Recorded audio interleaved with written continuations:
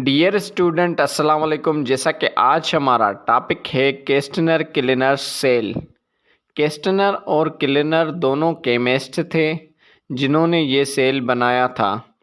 Chlorine gas को industries में prepare करने के लिए केस्टनर क्लीनर सेल यूज़ किया जाता है। इस सेल में मूविंग मरकरी को कैथोड के तौर पर यूज़ किया जाता है और एनोड टाइटेनियम प्लेट्स का बना हुआ होता है। सोडियम क्लोराइड की solution as a electrolyte use करते हैं जो मरकरी के साथ फ्लो करता है। सेल में एनोड्स की प्लेट्स डिप की जाती हैं सोडियम क्लोराइड सॉल्यूशन में और सेल के नीचे हिस्से में सोडा सेल, जिसको हम डिन्यूडर कहते हैं, वो मौजूद होता है जिसमें पानी भी होता है।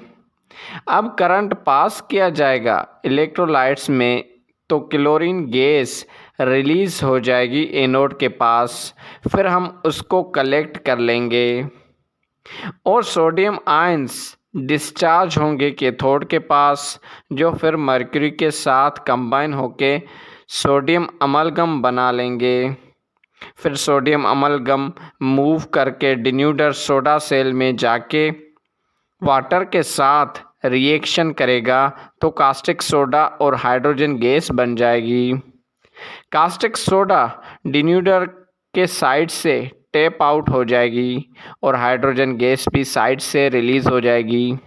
इस केस्टनर क्लीनर के प्रोसेस की मदद से हमें 3 चीज़ें मिलती हैं: chlorine gas, caustic soda, hydrogen gas. लेकिन इसका एक डिसएडवांटेज मीन्स के एक नुकसान है। कौन सा?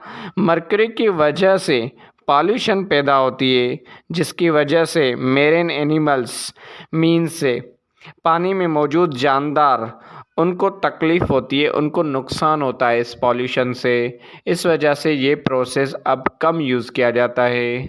तो ये था केस्टनर क्लीनर सेल।